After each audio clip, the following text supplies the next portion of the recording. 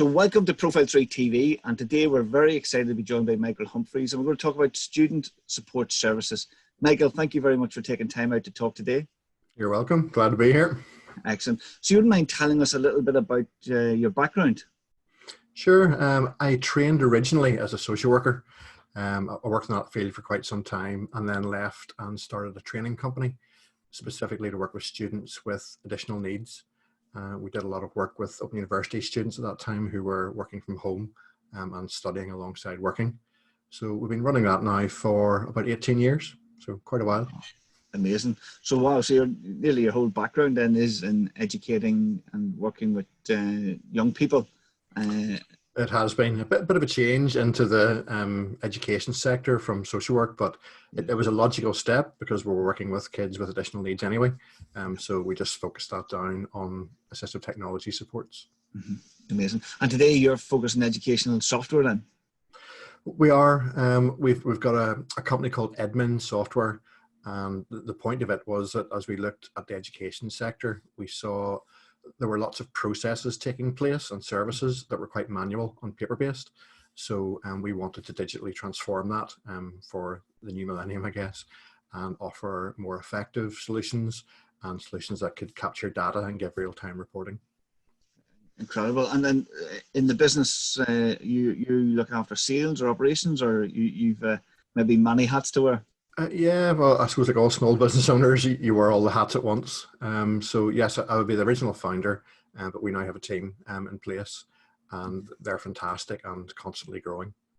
Incredible. And you've seen the business then change over the last couple of years, I'm sure, and maybe today there's more opportunities, more need for education to be digitized.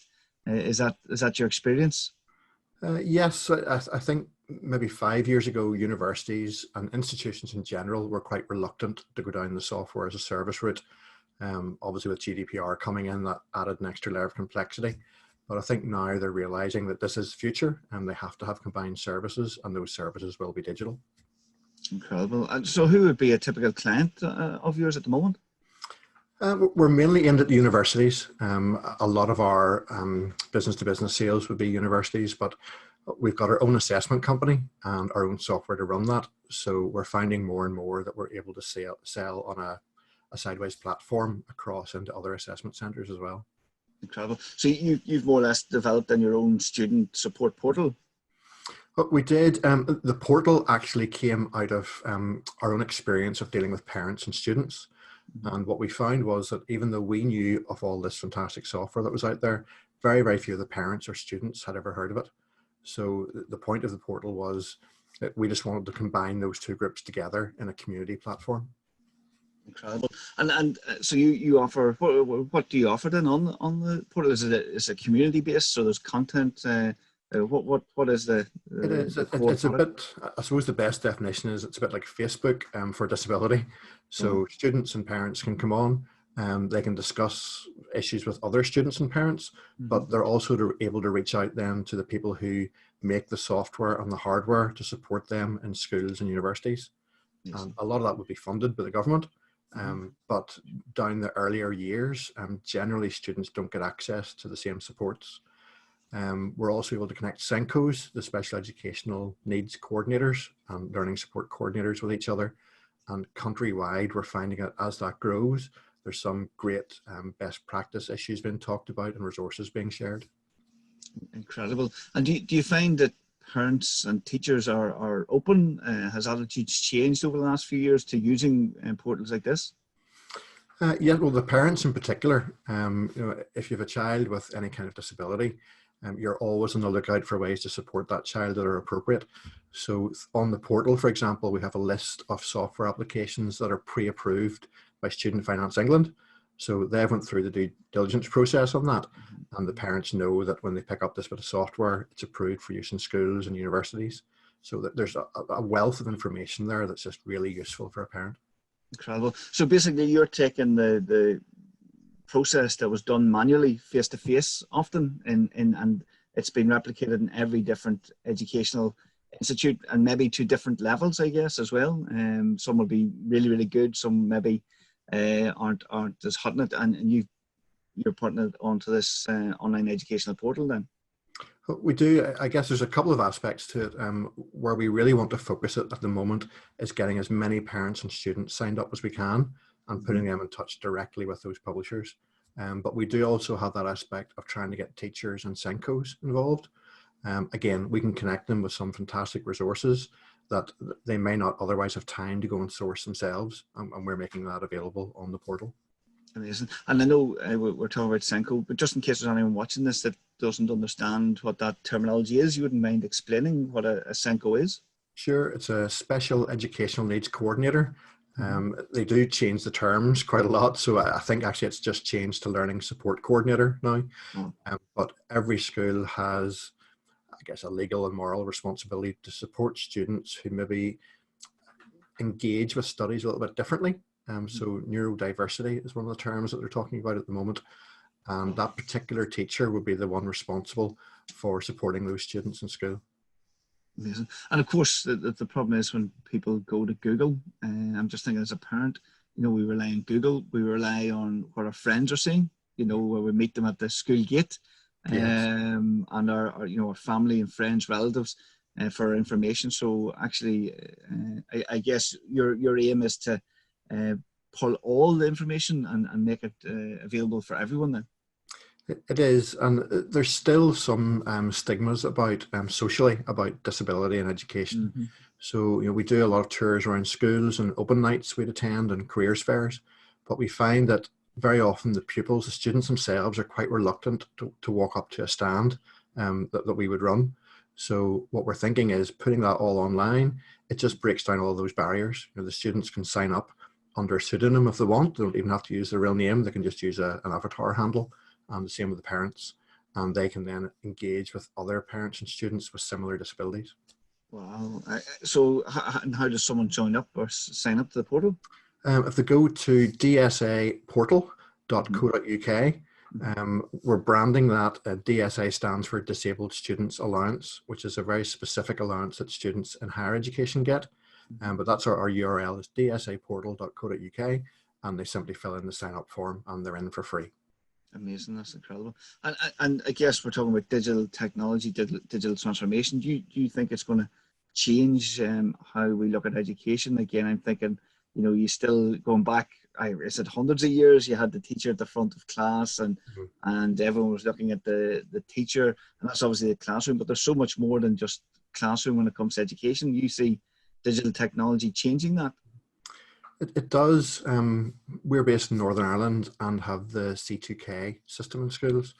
And in the world, it's probably one of the leading frameworks that's available for a school network to join them all together.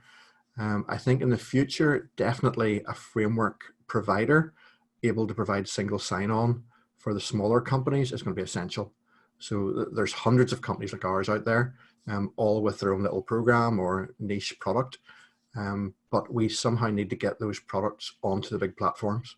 So I think that's going to be the major challenge for the future is how do small companies engage with that single sign-on process? So every child on the C2K framework has access to our platform, as does every teacher. So that's definitely a challenge for the smaller providers. Incredible. And I know we're talking, and maybe you're focused on UK education, but you know, globally, do you see the same need and requirement? There is. We're starting off targeting our UK audience, but absolutely, once we have that cracked, we're off to the States and Canada with the program. Again, engaging pupils, their parents, and the special needs teachers in those schools. You know, somebody with dyslexia in Birmingham is no different than someone with dyslexia in the States. So I think that peer support in particular will become a very powerful tool as we grow. Incredible. Again, I'm thinking back to my own education that, you know, none of these things were talked about in school, and maybe, you know, people didn't know of these different conditions or weren't aware, didn't want to know. So is it an area that's growing, or are we as society and even education becoming more aware that while we might have 40 people in front of us, everyone's individual and has individual needs? You see that? I definitely do. All of the institutions here, I think, are very aware now that a student is almost a commodity. So a student leaving upper 6th, year 14, will be looking for that institution that can support them. So there's very definitely a mentality of they will choose an institution with a good dyslexia program or mental health network program. So I would say in the UK, the universities are very aware that to attract students, they must provide good support services. Incredible. No, very interesting. So the future then for yourself and the portal, what do you think's next then? We're in the middle of a marketing campaign at the moment. So our goal over the next year is to try and get as many parents and students in the UK onto the platform as we can.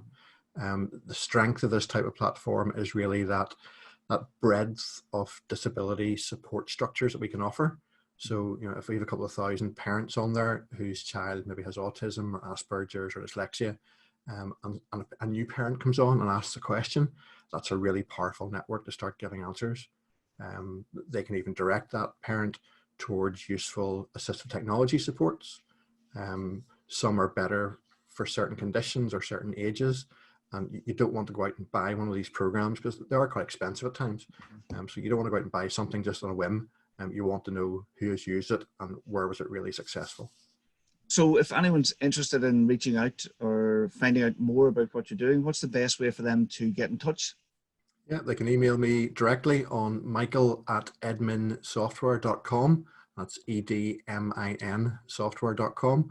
Or they can go onto the portal, which is dsaportal.co.uk, and sign up directly. And there's all sorts of links back to yourselves there as well. Amazing. No, thank you again, Michael, for taking us through that. It's very interesting to know that someone is specialised in this area that really needs some guidance and support in pulling all that information together for parents and students in this area. So no, great to see. So thank you again for your time. Thank you. Excellent. And thank you for watching. Hopefully you found this of interest. If you did, then definitely reach out to Michael through his email or in the link below here. Go visit his website.